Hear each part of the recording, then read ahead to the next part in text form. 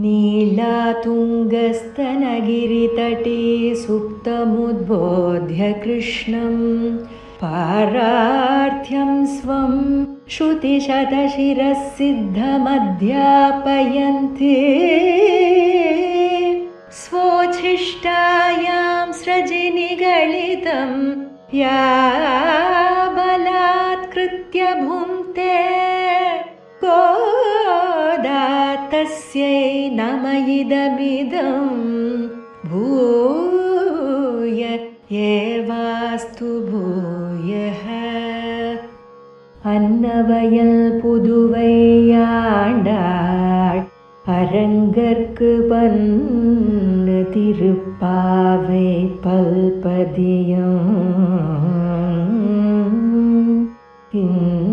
இன்னிசையால் பாடிக் கொடுத்தாள் நற்பாமாலை பூமாலை சூடிக் கொடுத்தாளை சொல்லு சூடிக் கொடுத்த சுடற்கொடிய தொல்பாவை பாடி அருளவல்ல பல்வளையாய் நாடி நீ வேங்கடவர்க்கு வேங்கடவர்க்கு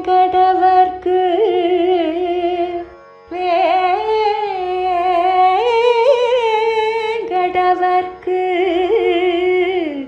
என்னை விதி என்ற மாற்றம் நாம் கடவா வண்ணமே நல்கு.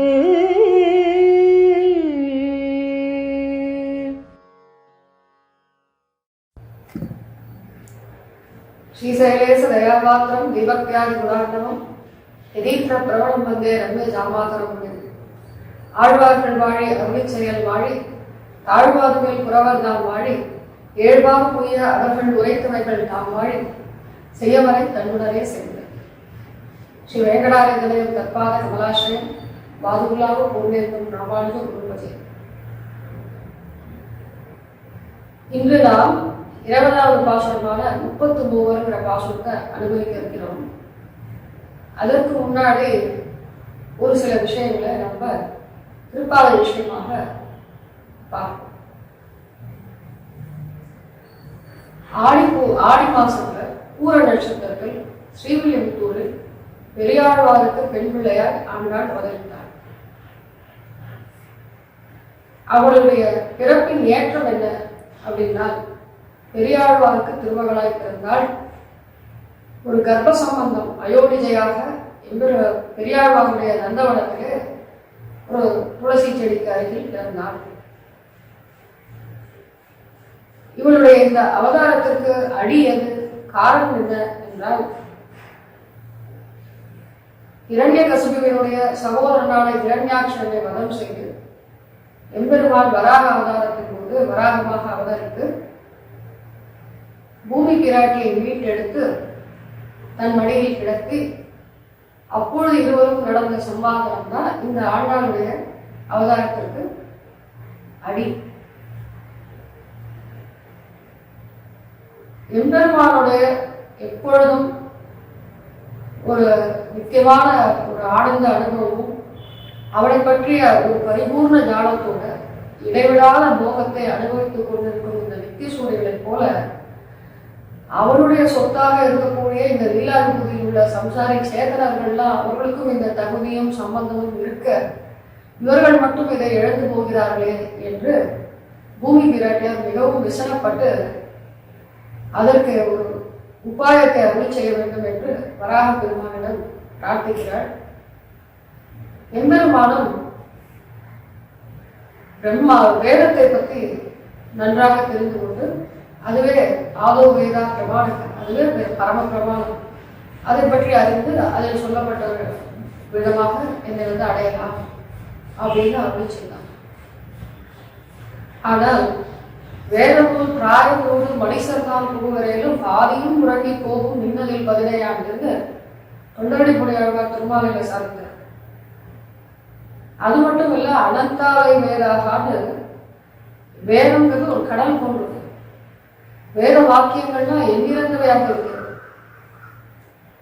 இதை ஒரு சாமானிய சேதன நிர்வாகம் உணர்வான். அதனால ஒரு எளிய உபாயம் சொல்ல வேண்டும் என்று மீண்டும் பிரார்த்திக்க, எம்பெருமானும் அப்போ வேதத்திற்கு சாரமாக உள்ள வேதாந்தங்கள், இதிகாச புராணங்கள், அவற்றை விளக்க வந்த உபபிரமணங்களான இதிகாச புராணங்கள், அப்புறம் தர்மசாஸ்திரங்கள், இதன் மூலமாக சாஸ்திரங்கள் மூலமாக நான் என்ன சொல்லியிருக்கேனோ அதையெல்லாம் பார்த்து என்னை அடையலாம் அப்படின்னு சொல்ல, பூமி பிராட்டியானவள் மீண்டும் இப்ப நம்ம ஆழ்வார் பிரமாணத்தை திவ்ய பிரபந்தத்தை பார்த்தோம் இல்லையா, பாசுரத்தில் தாமச பிரகிருதியிலாக நாம் இருக்கிறதுனால நம்மளுடைய ஆயுள்ல பாதி வருஷம் தூக்கத்திலே போயிடுது, மீதி பொருளீட்டுவதில் போயிடுது. அப்புறம் அப்படி இப்படி பார்த்தா நம்மளுடைய வயசு ஏறி போயிடுது. அதுக்கப்புறம் மூப்பு, அதான் என்ன வயசு ஏறி போயிடுது. அதுக்கப்புறம் அதனுடைய நோய் பிணி கடைசியில பெரும் துன்பம் என்று மரணத்தை அடைகிறான். இதுல அவன் பகவானை அறிய வேண்டும்ங்கிற இந்த காலகட்டத்தை அவன் என்னைக்கு நிர்ணயிச்சு அதுக்கு உண்டான முயற்சியெல்லாம் எப்ப அவன் அனுஷ்டிக்க போகிறான். அதனால அதை காட்டிலும் ஒரு எளிய உபாயத்தை தேவரை அருள வேண்டும் என்று பிரார்த்திக்க, எம்பெருமானும் சரி. அப்போ தூமலை தூங்கி தொழுது வாயினால் பாடி மனத்தினால் சிந்திக்கும்படி ஒரு எளிய விஷயமாக சொல்ல அவள் மிகவும் சந்தோஷப்பட்டாள். ஒரு சிறிய குழந்தை கிணத்து பக்கத்துல விளையாடிட்டு இருந்துச்சு, திடீர்னு தவறி கீழே விழுந்துட்டா உள்ள கிணத்துல. அதை பார்த்து கொண்டிருக்கும் தாயானவளும் எப்படி விரைந்தோடி சென்று அந்த குழந்தையை ரட்சிக்க அந்த கிணத்திலே பாய்ந்து பிடிப்பாளோ, எப்பொழுது எம்பெருமான இதை ஒரு உபாயத்தை அவன் சொன்னானோ அதை அப்படியே அனுஷ்டித்து காட்டுவதற்காகத்தான் பூமி பிராட்டியானவள் இந்த பூமண்டலத்தில் பெரியாழ்வாருக்கு திருமகளாய் ஆண்டாளாய் அவதரித்தார். இங்க ஒரு விஷயத்தை நம்ம யோசிக்கிறச்ச ஒரு சின்ன திருஷ்டாந்தம் என்னன்னா, இப்போ நம்ம வீட்டுல ஏதோ ஒரு சீரமைப்பு வேலை ஏதாவது பண்ணணும், இல்லை ஒரு 10 நாளைக்கு வெள்ளை அடிக்கணும்னு வச்சுக்கோங்களேன். அப்போ அந்த வேலையை செய்யறவா சொல்ற ஒரு 10 நாளைக்கு ஒரு 4 வீடு தள்ளி வேற ஒரு வீடை பிடிச்சுக்கோங்க, அந்த வீட்டுல இருந்துக்கோங்க, அப்புறம் வெள்ளையெல்லாம் அடிச்சப்ப இங்க வரலாம் அப்படின்னு சொன்னால், நமக்கு அந்த 10 நாளும் நம்மளுடைய சாமான்களெல்லாம் அங்கே கொண்டு போய் நகர்த்தின்னு போய் அங்கே இன்னொரு இடத்துல புதுசாக நம்மளை தயார்படுத்திக்கிறதுங்கிறது எவ்வளோ கஷ்டமான விஷயமா இருக்கும். ஒரு 10 நாள் தான், அதற்கே நம்ம எவ்வளோ சிரமப்படுறோம். ஆனால் பூமி பிராட்டிக்கு இங்கே தேவர்களுக்கே இங்கேருந்து நம்ம சம்சாரிகள் கிட்டேருந்து ஏதாவது ஒரு யாகத்துல நம்ம சமர்ப்பிச்ச ஆகுதியை வாங்கணும்னாலே, அந்த ஹவிச வாங்கணும்னாலே மூக்கை பிடித்து கொண்டு கால் தரையில் பாவாமல் முகத்தை அந்த பக்கமா வேற பக்கமா திருப்பின்னு ஒரு கையை மட்டும் நீட்டிட்டு வாங்குவார்கள். பிரமாணங்கள்லாம் வேதங்கள்லாம் சொல்றது, வேத வாக்கியங்கள் இருக்கு.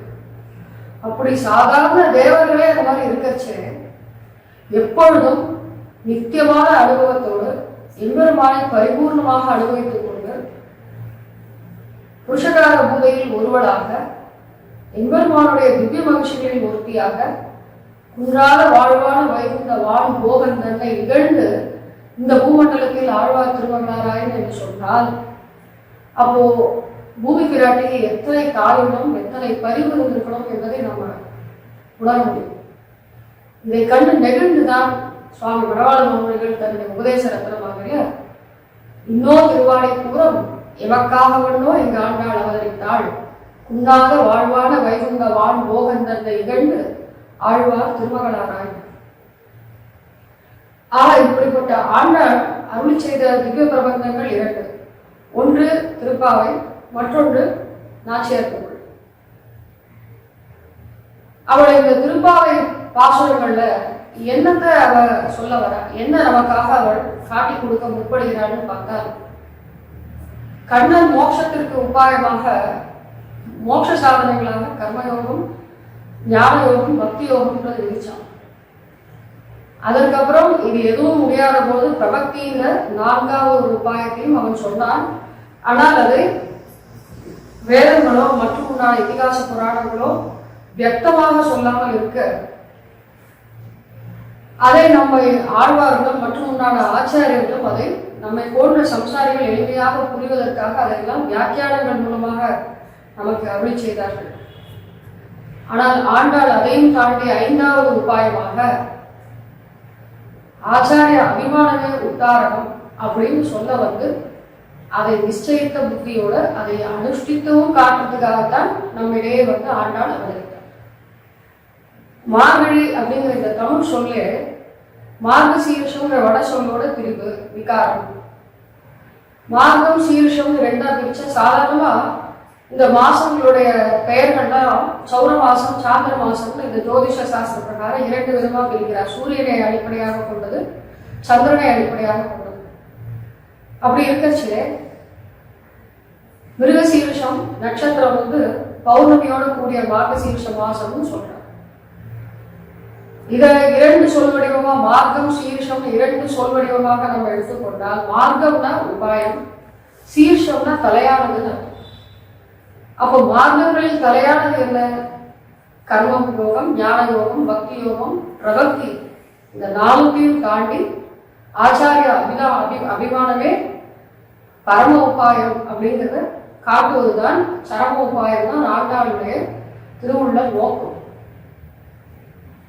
இதுல இந்த ஆச்சாரிய அபிமானமே உத்தாரகம்ன்ற இந்த விஷயத்தை எங்க நிலைநிறுத்தி காட்டினால ஒரு 2 பாசுரத்துல நாச்சியார் திருமொழியில காட்டலாம்.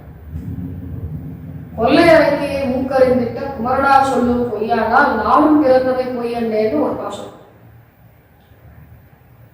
நல்ல என் தோழி நாகனை விசை நம்பர செல்வர் பெரியர் சிறுமாறினவர் நாம் செய்வதன் வில்லு புதுவை விட்டு சித்தன் தங்கள் தேவரை வல்ல பரிசு வருவிப்பரேல் அது காட்டுவே. இது இன்னொரு பாசுரம். ஆண்டாளுடைய தோழி என்ன நினைக்கிறார்? கண்ணன் தன்னை எல்லா படியாலையும் கை கொள்வாள் அப்படின்னு இந்த ஆண்டாள் பெண்பிள்ளை நினைக்கிறாரு. இவள் எதை முக்கியமா தன்னுடைய மனசுல ஒரு நம்பிக்கையா வச்சுட்டு இப்படி ஒரு நம்பிக்கையை வளர்த்துட்டு இருக்கா அப்படின்னு யோசிக்கிறாளாம் தோழி. அதை உணர்ந்த அவளை தோழியே நினைக்கிறாள். எதுவாக இருக்கும்னா ராமாயணத்துல ராமபிரானுடைய சரம உபாயமாக சொல்லக்கூடிய மித்ரபாவேன சம்பிராப்தம் மத்தியஜயம் கதஞ்சன தோஷோ எத்தபி தஸ்யாத் சதாயேனம் அகர்ஹிதம். தோஷத்தோடு கூடியிருந்தாலும் மித்ரன் போன்ற பாவத்தோட என்னிடம் வந்தாலும் அவனை ஒருபடியாலும் கைவிட மாட்டேன்னு சொன்னாரு. ஒருவேளை அந்த வார்த்தையை தான் இவன் நம்பி இருக்கிறானோ அப்படின்னு அந்த தோழியோட என்ன ஓட்டம் ஆண்டாளுக்கு புரிந்தது. அதைதான் சொல்றா. கொள்ளை அறைக்கிய மூக்கறிந்திட்ட குமரனாங்கிறது இங்க ராமபிரானை சொல்றது. அவர் சொல்லாமல் பொய்யாகலாம் தொழி. ஆனால் நான் அதை நிச்சயமா நினைச்சிருக்கிற ஒரு உபாயம் என்ன தெரியுமோ? நான் பெரியாழ்வாருக்கு பெண் பிள்ளையாய் நான் பிறந்தேன்ல, அது பொய் கிடையாது. அடுத்தது அவருக்கும் எனக்கும் உண்டான இந்த ஆச்சாரிய சம்பந்தம் பொய் இருக்கு. இது 2ம் சத்தியம் தானே. அப்ப இதுவே எனக்கு எம்பெருமானை அடைவிக்கும் அப்படிங்கிறது ரொம்ப நிச்சயமா சொல்றாங்க. இந்த ஆச்சாரிய அபிமானமே உத்தாரகம் என்று அவள் கடைபிடித்த இந்த சரமோபாய நிஷ்டையை தான் திருப்பாவை பாசுரத்தில் உயிர்நிலை பொருளாக அவள் 30 பாசுரங்களிலும் அமைத்தாள். இந்த ஆச்சாரிய அபிமானமும் தாண்டி இல்ல அதோட கூடவே பாகவத சம்பந்தத்தோட பிரபாவங்களும் சொல்லப்பட்டது. என்ன அப்படின்னா எல்லாத்துக்குமே முதல் காரணமாக எம்பெருமான் ஒரு முயற்சியை தன்னுடைய விஷயங்களை தன் மேல ஒரு நம்ம சம்சாரி சேதனர்கள் மேல அவனுக்கு இயற்கையா இருக்கிற அந்த கருணை தான் காரணம்ன்றது தான் விஷயம். ஆச்சாரியனுடைய அபிமானமே உத்தாரணம்னு இதை தாண்டி பாகவத சம்பந்தம் அதை பற்றிய ஒரு பெரிய பிரஸ்தாபம், அதனுடைய சம்பந்தம் எப்பேற்பட்ட ஏற்றத்தை கொடுக்கும் என்பதை தான் ஆண்டாள் திருப்பாவை முழுக்க கரெக்டா சொல்லியிருக்காங்க. எல்லாரும் இப்ப வேதம் உத்திஷ்ட புருஷக ஹரின்னு கூப்பிடுறது. விஸ்வாமித்திரர் உத்திஷ்ட கோவிந்த உத்திஷ்டன்னு எழுதுறார். தொண்டரடி பொழியாழ்வார் அரங்கத்தம்மார் பள்ளி எழுந்துள்ளாயினர். பெரியாழ்வார் அரவணையாய் ஆயிரே அம்மமுன்ன துயிலாயினர். இப்படி எல்லாருமே பகவானை தான் எழுதுறார். ஆனால் பாகவதருடைய பெருமையை உணர்த்துவதற்காக ஆண்டாள் பாகவதர்களை எழுதுகிறார். இந்த பாகவதரை எழுப்புவதில் ஒரு தாற்பயம் என்ன அப்படின்னா, ஒரு திருஷ்டாந்தம் மூலமா இதை நம்ம உணர முடியும். ஒரு அவரை விதை இருக்கு. அந்த அவரை விதையை நம்ம பூமியில நட்டப்புறம் அது கொஞ்ச நாள் கழிச்சு முளைக்கும். முளைக்க ஆரம்பிச்ச உடனே கொஞ்சம் கொஞ்சமா வளர ஆரம்பிக்கும். வளர ஆரம்பிக்க அது கொடியாக படர வேண்டும். அப்போ கொடியாக படரணும்னா அதற்கு ஒரு கொள் கொம்பு வேண்டும். அந்த கொள் கொம்பு படறதுக்கு முன்னாடி சுள்ளிக்கால்களை போல சில கம்பங்கள்லாம் நட்டு வைப்பா. இந்த கொடி கொம்புல ஏறதுக்கு முன்னாடி சில சுள்ளிக்கால்கள்லாம் நட்டு வைப்பா. அதுக்கப்புறம் அது கொடி கொம்புல படவி கொள் கொம்புல படவி அதற்கப்புறம் அது மேல இருக்கிற பந்தல்ல போய் சேரும். இப்படியாக அது நன்றாக வளரும். இதுதான் அவர்களுக்கு ஒரு பயிர் செய்யற முறை. இப்ப பந்தல்ங்கிறது பகவானுடைய பரமபதம், அவனுடைய கல்யாண குணங்களை அனுபவிக்கிறது, கைவினைகள் செய்வதுன்னு நம்ம வச்சுக்கோனா, அவனை அடைவதற்கு கொள்கொம்பு போல இருப்பது ஆச்சாரிய சம்பந்தம். இந்த ஆச்சாரிய சம்பந்தத்திற்கு முன்னாடி சுள்ளிக்கால்களை போல இருக்கிறவர்கள் தான் பாகவத சம்பந்தம்னு நமக்கு கிருஷ்ணாந்தத்தை நம்மளுடைய ஆச்சாரியர்கள்லாம் காட்டி கொடுக்குறாங்க. திருவரங்கம் பெரிய கோயில்ல அம்பெருமாள் சமயத்துல உற்சவாதிகள் கண்டுள்ள போது 2 பக்கமும் மேலப்படி கீழப்படியில ஏறுவார். இந்த 2 பக்கத்திலையும் படிகள் 6 இருக்கும். அது எதை கோடிட்டு காட்டுறது, சிம்பாலிக் அப்படின்னா எதை அதை சிம்பலைஸ் பண்றதுன்னு சொன்னால், நாம எம்பெருமானை அடைவது இருக்கட்டும், ஆனால் எம்பெருமான் தான் நம்மளை அடைவதற்கு முயற்சிக்கிறான். அவனுக்கு பக்தி உழவன்னே பேர். நம்ம மனசுல ஒரு கட்டாந்தரை போல பாறை போல இறுகி கிடக்கக்கூடிய இந்த மனசுல ஒரு நீர் போல வார்த்து அதுல ஒரு பயிர் செய்து அதை அப்புறம் நல்லா செழிக்க வச்சு அப்புறம் தங்கிட்ட கொண்டு வர அத்தனை முயற்சியும் யாருன்னு பார்த்தோம்னா, முதல்ல இருந்து கடைசி வரைக்கும் எல்லா படியிலும் பகவானுடைய கடாட்சம் என்பது நமக்கு இணையாக வந்துட்டே இருக்கும். அந்த எம்பெருமான் நம்ம எப்படி கை கொள்றாங்கிற அந்த முறையெல்லாம் படிக்கற்கள் மூலமா நமக்கு பூர்வர்கள்லாம் புரிய வைக்கிறாங்க. எம்பெருமான் நம்ம கை கொள்ற முதல் விஷயம் என்னன்னா, ஈஸ்வர சேச்ச சௌகார்த்தம்.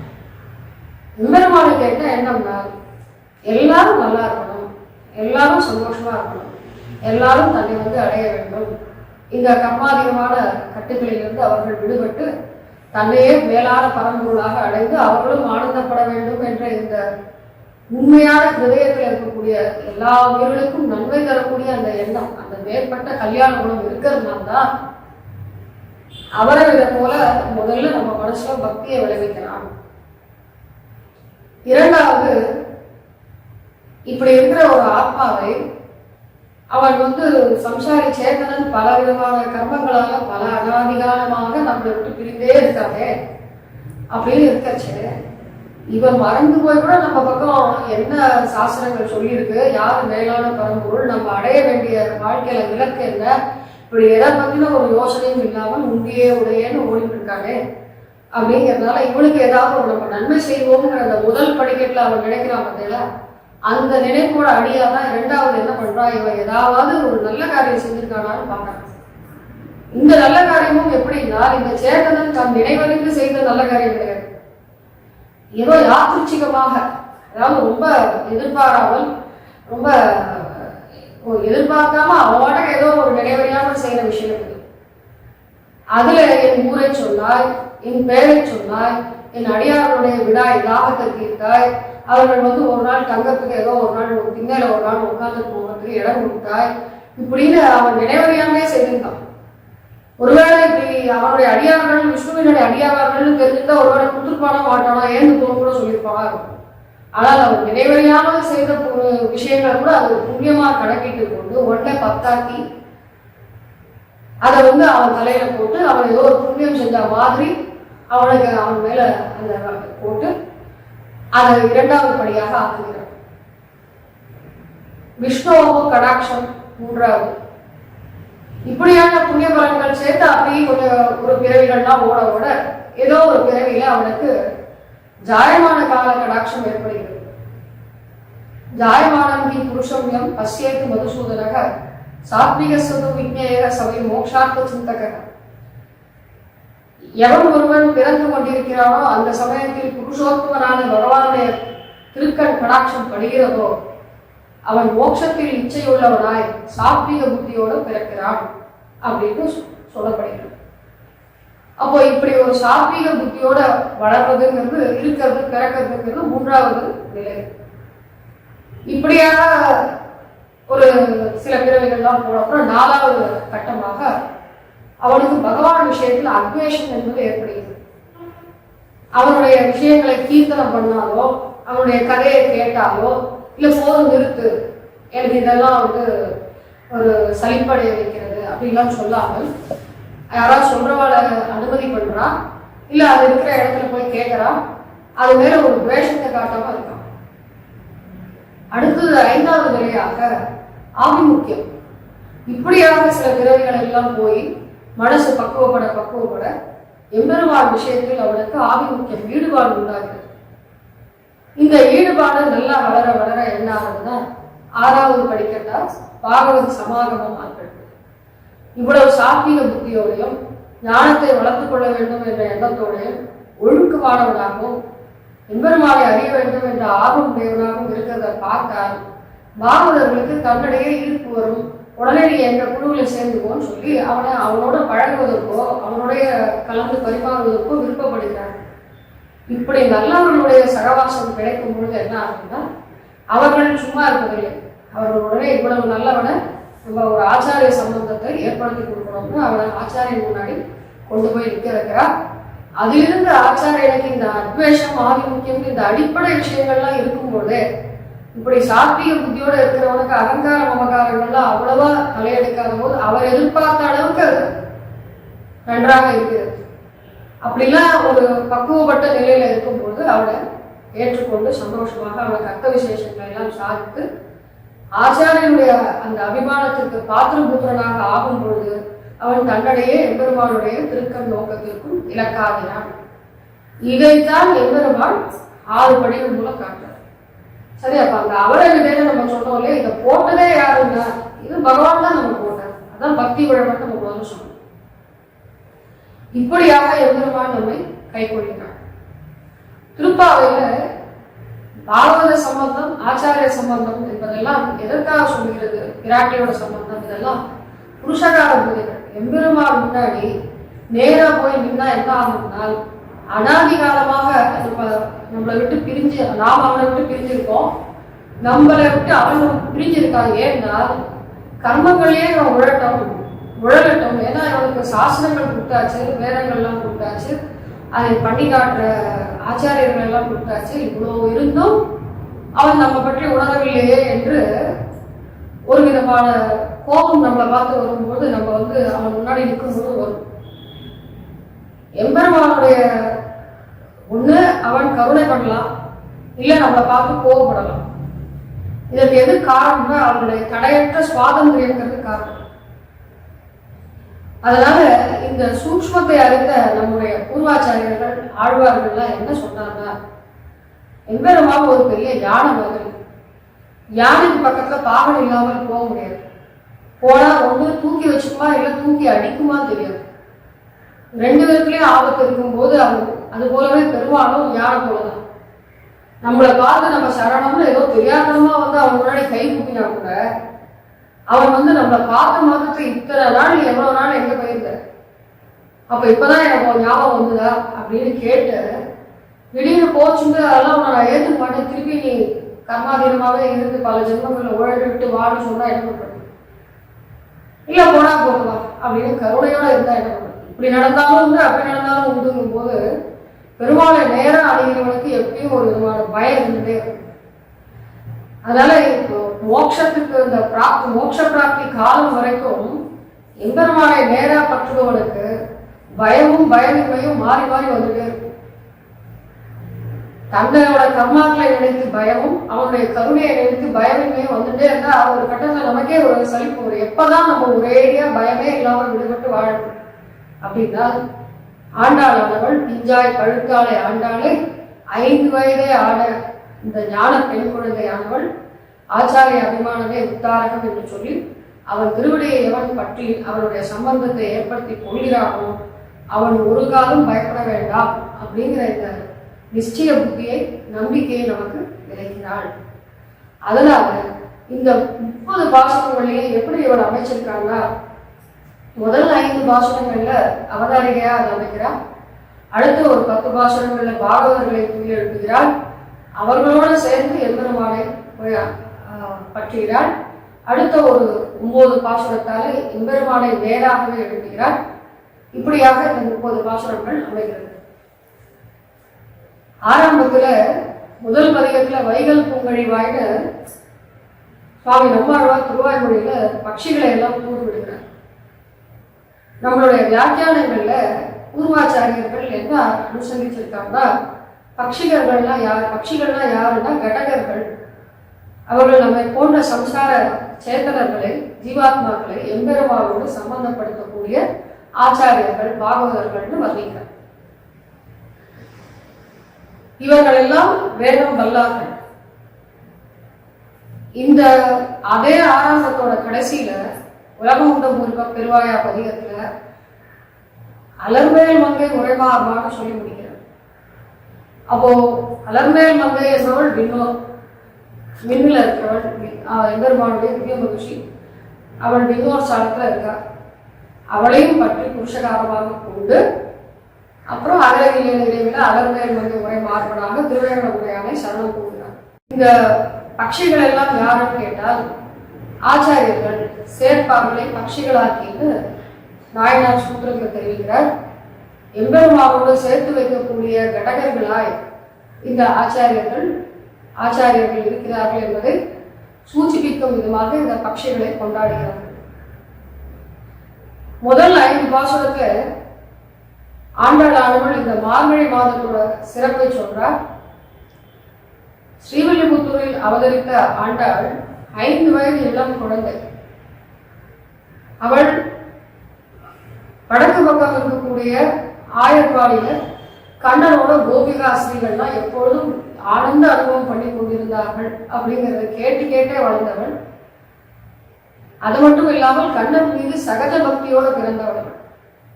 இப்படி இருக்க அவளுக்கு எம்பெருமானுடைய நினைவும் அவளுடைய சிந்தனையும் நிறைய ஜாஸ்தி ஆக அவளுக்கு ஏதாவது ஒன்று பண்ணி தன்னை தரித்துக் கொள்ள வேண்டும் நினைத்தாள்.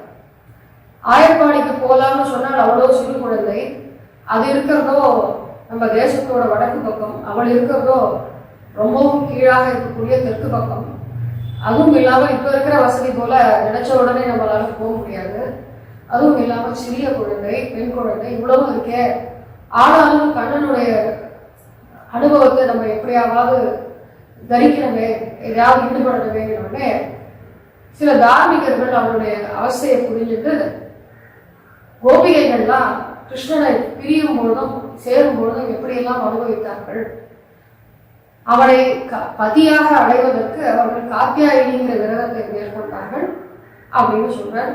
பிரிந்த போது அவர்கள் அனுகாரம் செய்தார்கள்னு சொல்லவே ஆண்டாளும் யோசிச்சு அது போல நம்மளும் செய்தா என்ன அப்படின்னு அவளும் அனுகாரத்தை தான் எடுத்துக்கொண்டாள். 29 பாசுரத்திலையும் கண்ணன் மேல் கொண்ட பெரும் காதல், அந்த பக்தி, இந்த இடைவிடாத இந்த பிரேமம் இருக்கு. இந்த அனுபவத்தினால அவளுடைய நடை, உடை, பாவனை மற்ற எல்லா விஷயங்களுமே அவள் ஒரு இடைச்சி பெண்ணாகவே மாறினார். அதே போல தன்னுடன் கூட இருக்கும் தோழிகளை எல்லாம் அந்த கோபஸ்திரீகளாக எண்ணினாள். தான் இருக்கும் ஸ்ரீவில்லிபுத்தூரையே ஆய்ப்பாடியாக நினைத்தாள். நந்தகோப திருமாளிகையாக அங்கே இருக்கக்கூடிய கோயிலையும் கண்ணபிரானாக உள்ளே எழுந்தவர்கள் இருக்கும் வடதரும் கோயிலாலையும் நினைத்தாள். இதை வச்சே இப்படியே அவள் அனுகாரம் செய்ய ஆரம்பித்தாள். 30 நாளைக்கு 30 பாசுரமாக திருப்பாவையாக அவள் திருவாக்கிலிருந்து புறப்பட்டது. இந்த 5 பாசுரங்கள்னால அவளும் நாமளும் நோன்பு அனுஷ்டிக்கணும் அப்படின்னு சொல்லி ஆரம்பிக்கிறாங்க. அதற்கேற்ற காலத்தை கொண்டாடிகள் நல்லா வாய்ப்பு அமைந்தது. ஏன் அப்படின்னா ஆயர்பாடியில இந்த கோபி கன்னியர்கள்லாம் எப்பயும் கிருஷ்ணனுடைய சேர்ந்து இருக்கிறத பார்த்து மூத்த கோப விருத்தர்கள்லாம் என்ன பண்ணா இவர்களை பிரித்து விட்டுட்டே இருந்தா. அப்ப இவர்கள் ரொம்ப ஏங்கி இருக்கச்சே சாமகாலம் வந்தது, அதாவது பஞ்சகாலம் வந்தது. அப்போ இந்த பசுமாடுகளுக்கு எல்லாம் தீனி இல்லை, புல்லு போடுறதுக்கு புல்லு இல்லை. ஏன்னா புல்லு வளரல. ஏன் புல்லு வளரலன்னா மழை இல்லை. இப்படி ஒரு வறட்சி நிலவினோடனே என்ன பண்றது இருக்கு அப்படின்னு சொல்றோடனே சரி கோபி ஸ்திரீகள்லாம் காத்தியாயினி நோம்பு விரதம் இருக்கட்டும், அதை குறித்து அவருக்கு வேண்டிய உபகரணங்கள்லாம் எம்பெருமான் கண்ணபிரான் கிட்ட கேட்டு அவர்கள் மழை வேண்டி பிரார்த்தனை செய்யட்டும் அப்படின்னு சொல்லது. அதுக்கப்புறம் அந்த கோபஸ்ரீகளை எல்லாம் ஒரு சுதந்திரமாக விட்ட உடனே அவங்களுக்கு பரம சந்தோஷம். இது ஒரு நல்ல வாய்ப்பாக நமக்கு அமைந்தது கண்ணனோட கூட சேர அப்படின்னு அவர்கள் காத்தியாயனி விரதத்தை மேற்கொண்டார்கள் அப்படிங்கிறது அங்க இருக்கிற சரித்திரம். அதையெல்லாம் கேட்டு ஆண்டாலும் மார்கழி மாதம் சிறந்த ஒரு மாதமாக அந்த காலத்தை கொண்டாடி இரண்டாவது பாசுரத்திலே அந்த நோன்புக்கு வேண்டிய செய்ய வேண்டிய விஷயங்கள், தவிர்க்க வேண்டிய விஷயங்களை சொல்லி இந்த விரதத்தை நோன்பை அனுஷ்டிக்க அனுமதித்த அந்த பெரியவர்களுக்காகவும் நாட்டாருக்காகவும் மழை பெய்ய வேண்டி நீங்காத செல்வம் அவர்களுக்கு அமைய வேண்டும் என்று பிரார்த்தித்து இப்படி 5 பாசுரங்களை ஒரு அவதாரிக்கையா வச்சார். 6வது பாசுரத்திலிருந்து 15வது பாசுரம் வரைக்கும் பாகவத தோழிகளை கூறி எழுப்புகிறார். இப்போ இதுலேருந்து என்ன, வேதம் வல்லார்களை கொண்டு விண்ணோர் பெருமான் திருப்பாதம் படைந்ததுன்னு ஆழ்வார் சாதித்தார். 4ஆம் பதிகத்துல திருவாய்மொழியில தீர்ப்பாறை யாமினின்ற பதிகம். அதுல நம்மாழ்வார் நாயிகா பாவத்தை அடைந்து தாழ்முஷ நாயகியா எம்பெருமானுடைய விஸ்லேஷம் கொடுக்காமல் மூச்சை அடைந்து கீழே விழுந்து கிடக்கார்.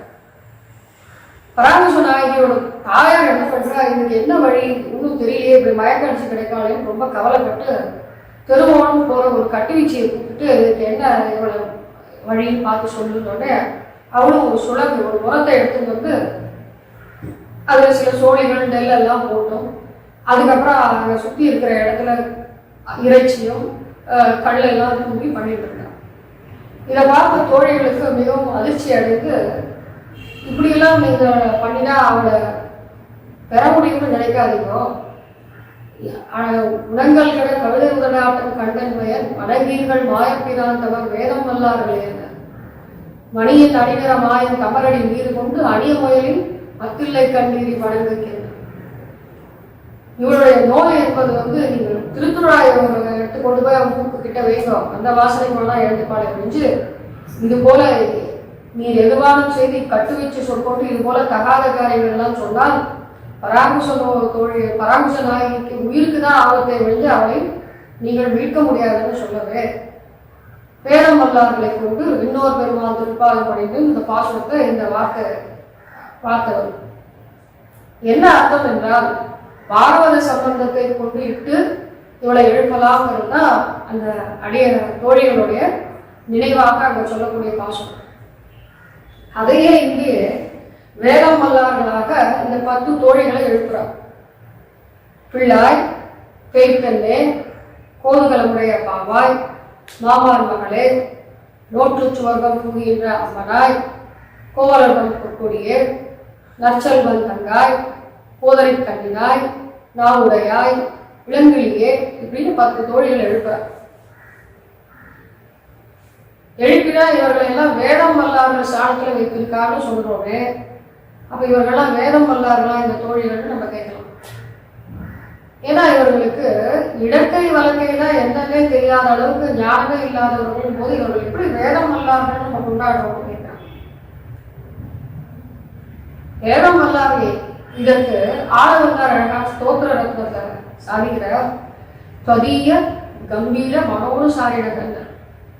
பதியர்கள்னா பாகவதர்கள். கம்பீர மனோனுசாரினகள்னா என்ன அர்த்தம்னா, எப்பொழுதும் கண்ணனையே மனசுல எப்பயும் விடாம சிந்தித்து இருக்கக்கூடிய ஆழ்ந்த பக்தியும் காதலும் கொண்டவர்கள் இந்த பாகவதத்துறைகள். இப்பேற்பட்டவர்கள் இவர்கள் பின்னாடி வேதங்கள் செல்லும்னு ஆளவந்தார் சார்ந்தார். அப்ப இவர்கள் வேதம் வல்லார்கள் தானே. ஆக அப்பேற்பட்ட பெருமையுடைய இந்த வேதம் வல்லார்களை கொண்டு இந்த 10 பாசுரங்கள்ல தோழிகளை எழுப்புகிறாள். நம்ம மொத்த அருளிச்செயல் திவ்ய பிரபந்தங்களை எடுத்தாலும் சரி, இப்பொழுது நம்ம எடுத்துக்கொண்டு உள்ள விஷயமான இந்த திருப்பாவையும் சரி, எப்பொழுதுமே ஒரு விவரணம் இல்லாமல் ஒரு அந்த பாசுரங்களை படித்தால்னா நமக்கு அதோட கருத்துக்கள் மேல நிறைய சந்தேகங்கள்லாம் வரும். நம்ம வாழ்ந்தது பிறந்தது எல்லாம் இந்த தமிழ் மண்ணில் இருந்தாலும் ஆழ்வார் பாசுரத்துக்கு உள்ளபடியே அதுக்கு அர்த்தம் சொல்லணும்னா நம்மை போன்ற சாமானியர்களுக்கு அது ஒன்றும் எளிதான விஷயம் கிடையாது. அதற்கு ஒரு விவரணம் வேண்டும். அதுக்குத்தான் பரம காரணிக திருவுள்ளத்தோட பின்னாலும் நம்மள மாதிரி இருக்கிறவாலும் அதை அனுபவித்து நம்ம வாழ்க்கையில அதை உணரணுங்கிறதுக்காகத்தான் பரம காரணியத்தோட குருவாச்சாரியர்கள்லாம் இதற்கு வியாக்கியானம் அவர்கள் செய்திருக்கிறார்கள். இதற்கு இந்த வியாக்கியானத்துக்கு உள்ளுரை பொருள் சுவாபதேசம்னு அர்த்தம், மேலோட்டமான கருத்துக்களுக்கெல்லாம் அவ்யாபதேசம்னு அர்த்தம். உள்ளபடியே ஆயர்பாடிகள் கோபிகைகள்லாம் மழை வேண்டி நோன்பு நோற்பதற்காக கண்ணபிரானையே பதியாக அடைய வேண்டும் என்று அவன்கிட்ட நோம்புக்கு சில உபகரணங்கள்லாம் வாங்கணும்னு சொல்லி காத்தியாயினிங்கிற ஒரு பிரதிகையை வைத்துக்கொண்டு வெறும் சோறு மட்டும் 30 நாளைக்கு சாப்பிட்டு இப்படிலாம் இருந்தார்கள்னு இருக்கச்சே, இந்த பாகவதர்கள் எல்லாம் விரதத்தையும் அனுப்பிட்டு வெறும் சோறு மட்டும் சாப்பிட்டு இந்த நோம்பை நோட்டார்கள்னா ஆண்டாளுடைய பாசுரங்கள் எல்லாம் நம்ம இந்த திவ்ய பாசுரங்கள் எல்லாம் சேவிச்சு வரைச்சு எல்லா இடத்துலையும் நீராட்டம்ங்கிற பிரஸ்தாவத்தை பார்க்கணும். இந்த வார்த்தையை அடிக்கடி நேரெழுதி நீராட போதுவினோம், மார்கழி நீராட மகிழ்ந்தேனோ, அப்புறம் நாங்கள் நம் பாவைக்கு சாற்று நீராடினால் இப்படின்னு நிறைய இடத்துல நீராட்ட பிரஸ்தாவம் வருது. அப்ப இவர்கள் எல்லாம் தோழிகள்லாம் ஒன்னா சேர்ந்து நீராட கூப்பிடுறாலே ஒரு பாசனம் முடிந்தா அப்ப என்ன இருக்கணும், 30வது பாசனத்துல அவர்கள் எல்லாரும் சேர்ந்து போய் ஒரு பொய்கையில போய் குளித்தார்கள் தானே இருக்கணும். அப்படி இல்லை. அப்ப என்ன அர்த்தம்னா இதுக்கு உள்ளுரை பொருள் துவனியார்த்தம்னு பேர். துவனி இதுக்கு உண்டான அர்த்தம் என்ன அப்படின்னா நீராட்டம்ங்கிறது கிருஷ்ண சம்ஸ்லேஷத்தை சொல்றேன். இதை 3000 படி பெரியவாச்சான் பிள்ளையோட வியாக்கியானத்திலும் 6000 படி அழகிய மணவாள நாயனார் சாதித்த 6000 படி வியாக்கியானத்திலும் நீராட்டம் என்பதற்கு இவர்களுடைய நினைவு கிருஷ்ண சம்ஸ்லேஷம் போட்டு ஸ்ரீ ரங்கராஜ ஸ்தவத்திலையும் பிபநயன புரஸ்தே ரங்க துர்யாபிதானம் ஸ்திதமிவ பரிபுள்ளத்து புண்டரீகம் தடாகம்னு சொல்லியிருக்க.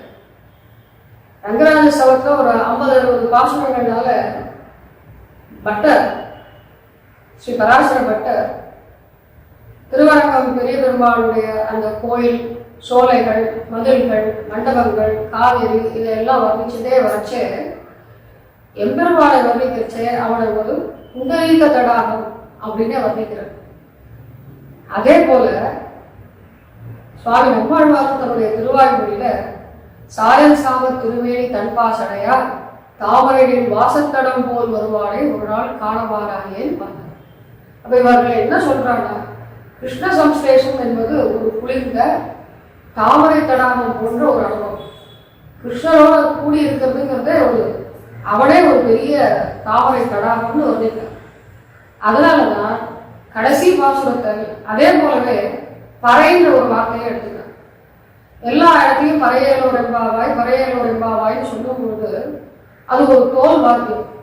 மேலோட்டமா பார்க்கும்போது இந்த நோன்புக்கு வேண்டிய உபகரணங்கள்ல பறையும் கேட்கிறா போல் நம்ம நினைச்சிருக்கோம். அப்படிதான் அதுதான் உண்மையான பொருளாக இருந்திருந்தால் அவர்கள் கடைசியா பாடும்போது கடைசி பாசுரத்தை வரும்போது இச்சை பறை அவன் என்ன தோல் இந்த கருவி பறைதானே கேட்ட என்ன எடுத்துக்கோ அப்படின்னு கொடுக்குறானா, இச்சை பறைகொள்வான் அன்று கான் கோவிந்தா அப்படின்னு. கோவிந்தா மாடுகளை மேய்ப்பவனே, அப்போ மாடுகளை மேய்க்கிறதால உனக்கு அறிவு கொஞ்சம் கம்மி தான் அப்படிங்கிற மாதிரி தோற்ற இதையா நாங்கள் சொல்ல வந்தோம். இதனோட உண்மை அர்த்தம் உனக்கு தெரியாதா? இச்சை பறைகொள்வான் அன்று இத்தனை பாசுரத்திலையும் பறையோலன்னு கேட்டவர்கள் இப்ப இச்சை பறைகொள்வான் அன்று என்று சொல்வதன் மூலம் என்ன வெளிப்படையா தெரியுது?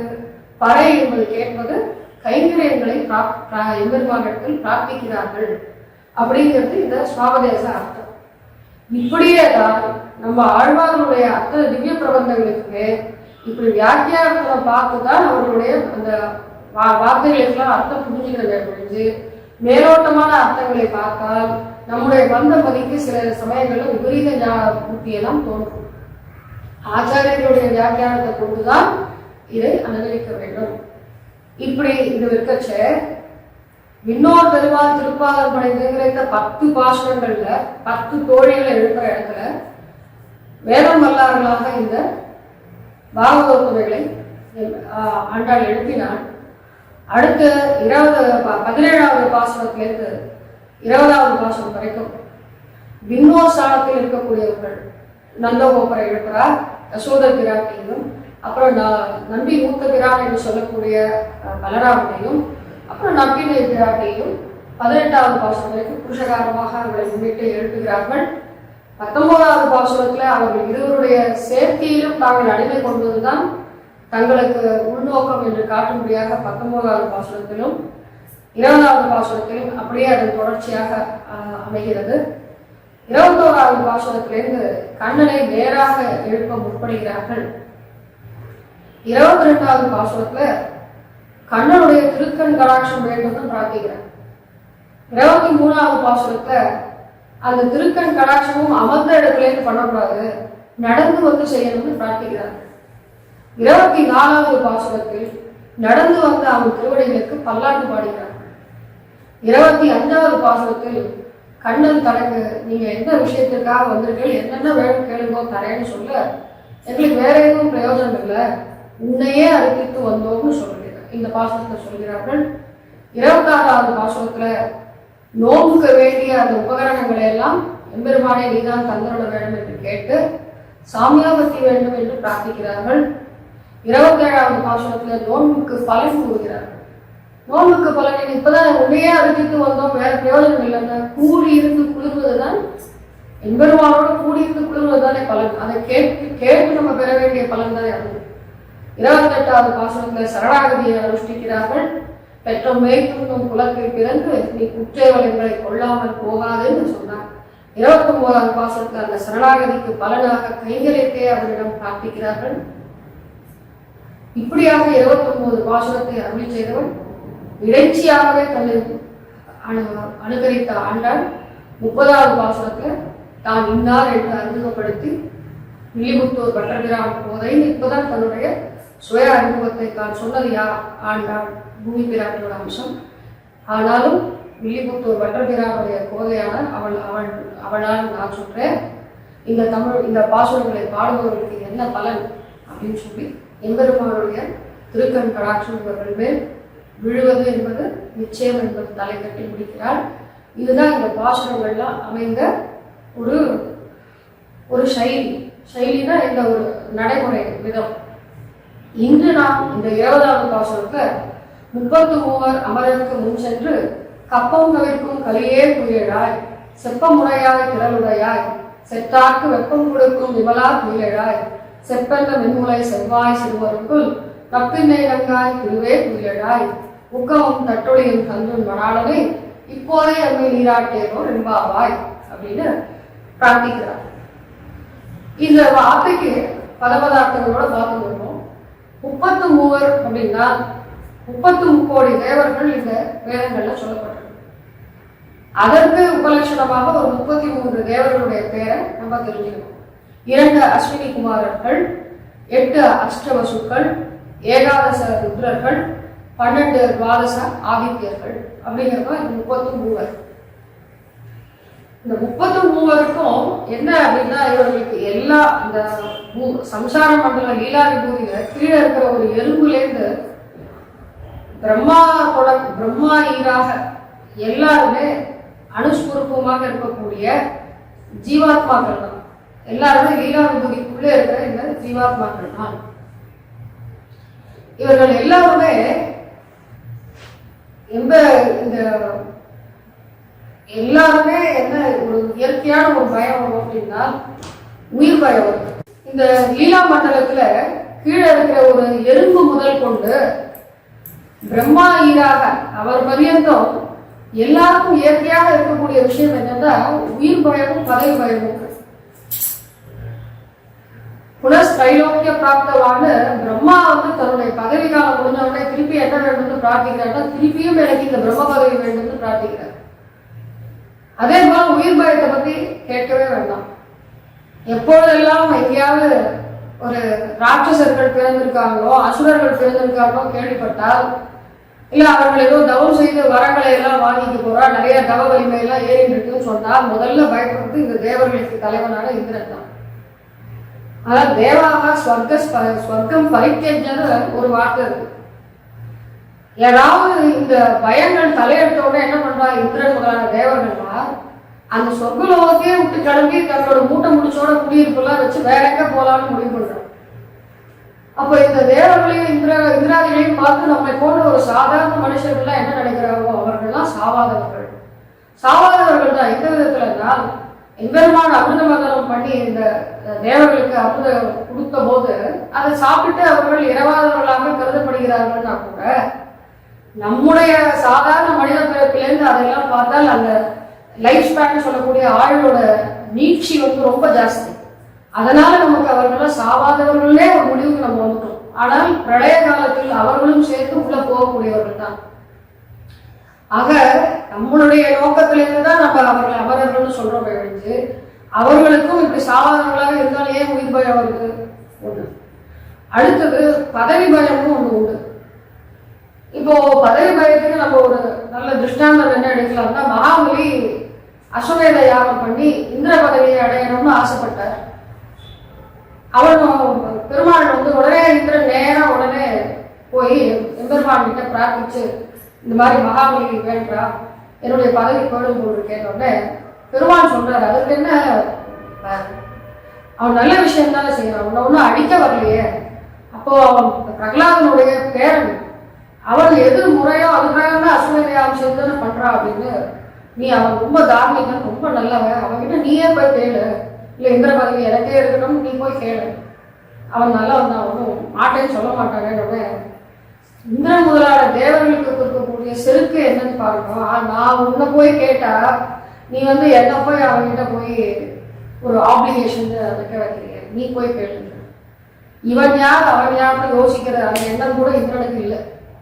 எம்பெருமானும் தன்னுடைய குழந்தையாச்சே இந்திரனுக்கிற எண்ணத்தில் தன்னுடைய உருவத்தையோ தன்னுடைய கௌரவத்தையோ சுருக்கி கொண்டு மகாபலி விட்ட வாமனாய் சென்று மாவலி மூவடிமன் தாங்க கேட்டு தன்னுடைய சொத்தையே அவன் தான் கேட்டு பெற்று அதை இந்திரனுக்கு அந்த 3 பதவியும் கொடுத்தான்.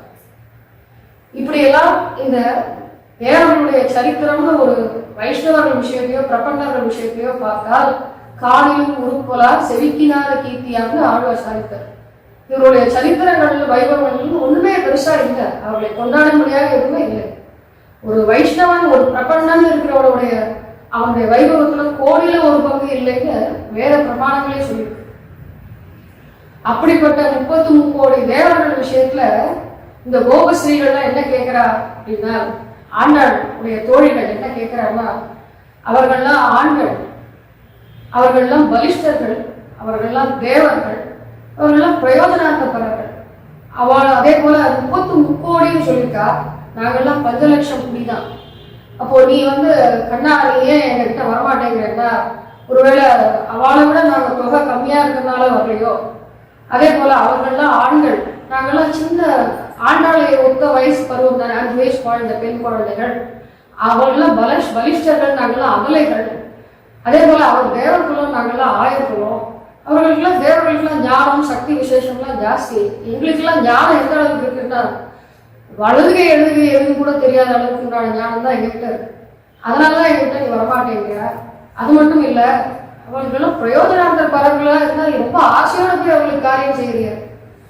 ஜீவன கிரகணே நம்புறாக விதிப்பா புனருன்னதாக ஒரு சாஸ்திர வசனம். இவர் தேவர்கள்லாம் எப்படின்னா, தனக்கு ஒரு காரியம் ஆகணும்னு சொன்னால் உடனே எம்பெருமான் கிட்ட அவன் திருவடியை பற்றி போற்றி போற்றின்னு சொல்லி அவளை ஸ்துதி பண்ணி ஏதாவது ஒரு உபாயத்தை கடைபிடித்து எம்பெருமானுடைய அனுகிரகத்தை பெற்று அந்த காரியத்தை முடிச்சுட்டுருவான். அந்த வேலை நடந்து முடிஞ்சிட்டுன்னா அதை செய்த அந்த எம்பெருமானுக்கு பதிலுக்கு உடனே எதிரம்பு போப்பாங்க. அதை அவனோட திருப்பி சண்டையிடவோ அந்த நன்றியை மறக்கவோ அவர்கள் துளி கூட வெட்கப்பட்டதே இல்லை. காரியம் வேணும்னா காலை பிடிக்கிறது, முடிஞ்ச உடனே கழுத்தை பிடிக்கிறதுன்னு நம்ம சொல்றோம்ல, அதை தான் அவர்கள் பண்ணிக்கிறார். பிரயோஜனாந்திர பரர்கள் எம்பெருமானை தோத்திரம் பண்ணி அவன் வேணும்னு கேட்கல, மற்ற பிரயோஜனங்கள் எல்லாம் வேணும்னு கேட்கிறான். ஆனா நாங்க எப்படி இருக்கோம், நீயே உபாயம், நீயே அடைய வேண்டிய உபேயமாக, உன்னை தவிர வேற பிரயோஜனம் வேண்டாம்னு நினைக்கிற எங்களுக்கு நீ உன்னுடைய முகத்தை காட்ட மாட்டேங்கிறேன்னு கேட்கிறான். 33 கோடி 33 அமரருக்கு முன் சென்று கண்டபிரான் எப்படி பண்றான்னா, முன் சென்றுங்கிற இடத்துல என்ன வியாக்கியானம்னா, இடத்தால முன் காலத்தால முன். சங்கமல் குழலால் அழக 100 தம் பெண்டி எழுதி மூலிழப்ப இந்திரன் சிறுவன் தேர்முன் நின்னானே. குருக்ஷேத்திர போர் வந்த போது கண்ணபிரான் எங்க இருந்தா, பீஷ்மர் பண்ற அம்பு மழைக்கு யாராவது கிட்ட நிக்க முடியுமா? அர்ஜுனன் தான் உயிரோட இருந்திருப்பானோ. அவனுக்கு முன்னாடி கிருஷ்ணனானவன் தேர் தட்டில் உட்கார்ந்து பீஷ்மருடைய அத்தனை அம்புகளையும் தன்னுடைய மார்பில் ஏற்கிறதால தான் அர்ஜுனன் குழைச்சான். அப்போ போர்ல ஒரு சண்டைன்னு வரும்போது ஒரு நான் சகாயம் பண்றேன்னு சொன்னா யார் சகாயம் கேட்டாலும் அவளெல்லாம் முன்னாடி நிற்க வச்சு இவன் பின்னாடி நிற்காமல் அவர்களுக்கு முன்னாக தாம் நின்று கொண்டு அந்த அம்புகளை வாங்கி கொண்டார் என்பது எம்பெருமானுடைய இந்த அவர்களுக்கு செய்த அந்த நன்மையை சொல்றார். அடுத்து காலத்தாலும் என்ன ஒரு ஒரு துன்பம் ஏதோ ஒன்று நடக்கிறதுக்கு முன்னாடியோ இல்லை ஏதோ ஒரு செயல் நடக்கிறதுக்கு முன்னாடியோ அதை தவிர்க்கக்கூடியவன், அதை போக்கக்கூடியவன் காலத்தால். இந்த ரெண்டு விஷயத்தையும் சொல்லி கப்பம் தவிர்க்கும் கலியேங்கிறார். கப்பம்ங்கிறது சமஸ்கிருத வார்த்தை கம்பம். கம்பம்னா நடுக்கத்தை போக்குபவன் அப்படின்னு அர்த்தம். அதோடைய பிரிவாக கப்பம்ங்கிறது நம்ம சின்ன ராஜாக்கள்லாம் குறுநில மன்னர்கள்லாம் பெரிய ராஜாக்களுக்கு கப்பம் கட்டுறதுன்னு சொல்லிய அப்ப கம்பம்ங்கிற நடுக்கம்ங்கிற வார்த்தை எடுக்க இவர்களுக்கு தேவர்களுக்கு ஒரு உயிர் பயத்தையோ பதவி பயத்தையோ போக்கினவன். கப்பம்னு எடுத்தால் இந்த பயத்தான காரணமாக தான் கப்பமே கட்டுறோம். அப்போ இந்த யசோதை பிராட்டி சொல்றா கஞ்சன் கடியல் கரவெட்டு நாளில் என் கைவல தாகம் இல்லைன்னு. கஞ்சன் ரொம்ப கடியல், ரொம்ப பலிஷ்டன், முரடன். அவன் கப்பம் கட்டலன்னா நம்ம ரொம்ப துன்புறுத்த ஆரம்பிச்சிடும். இன்னும் 8 நாள் தான் இருக்கு, என் கையில எதுவுமே இல்லையேன்னு வருத்தப்பட்டான். அந்த அந்த துயரை யசோதை பிராட்டியோடைய அந்த துயரை அவன் மாற்றி கஞ்சனை முடித்தான். அப்ப இங்க இருக்கிற வருத்தம் தீரும்படியாக இங்க அவனுடைய கஞ்சனை முடித்தால் அதுதான் அது தவிர்க்க. கப்பம் தவிர்க்கும் கலியே. கலி அப்படின்னா பெரிய மிடுக்கல். செப்பம் உடையாய், திரளுடையாய். செப்பம் அப்படின்னா ஆர்ஜவம்ன்ற குணம். ஆர்ஜவம்னா நேர்மை. என்ன நேர்மை? இந்த எம்பெருமான் விஷயத்த நேர்மைங்கிற விஷயம் எப்படி எதை பார்த்து தெரிஞ்சுக்கலாம்னா பிரம்மாவிட்ட அவன் ஸ்தோத்திரம் பண்ணி அவனை அனுகிரகிக்கும் போது பிரம்மா பண்ற ஸ்தோத்திரத்துக்கு தகுந்தபடி அந்த அளவுல நிற்பார். ரிஷிகள் இந்திராதிகள் முதலானவர்கள்லாம் அனுகிரகிக்கச்சே அந்த அளவுல நின்று அங்க நிற்பார். அதை வாங்கிப்பார். மற்றும் நம்மளை போல சம்சாரிகளோ இல்லை மகான்களோ நிற்கச்சே அந்த அளவுல நின்று அந்த அனுகிரகத்தை செய்து அவங்களுடைய துணியை வாங்கிட்டார்.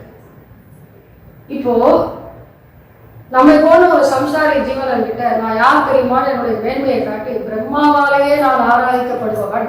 அப்போ பிரம்மா எப்படி பண்றோம் அந்த மாதிரிதான் நீயும் பண்ணணும்னு சொன்னா நம்ம என்ன பண்ண முடியும்?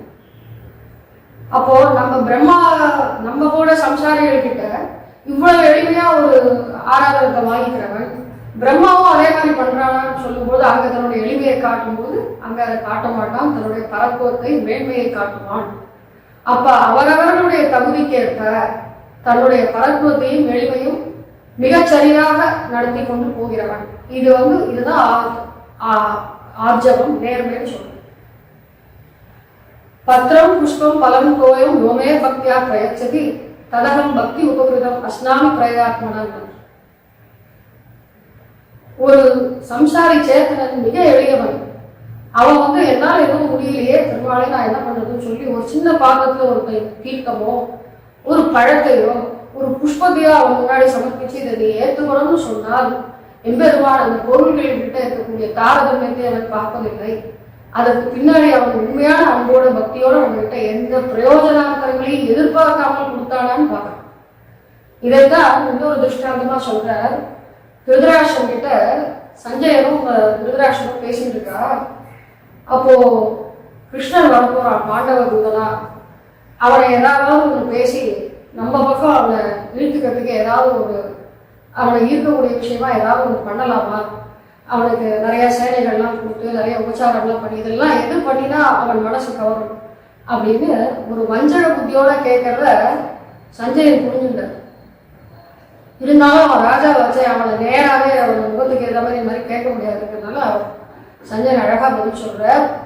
அபாம் அந்நியத்து பூர்ணாம் அபாம் கும்பாத் அந்நியத்து பாதாவனே ஜனா அந்நியத்து குசல சம்பிரஷ்னம் நாச்சேச்சதி ஜனார்தனக.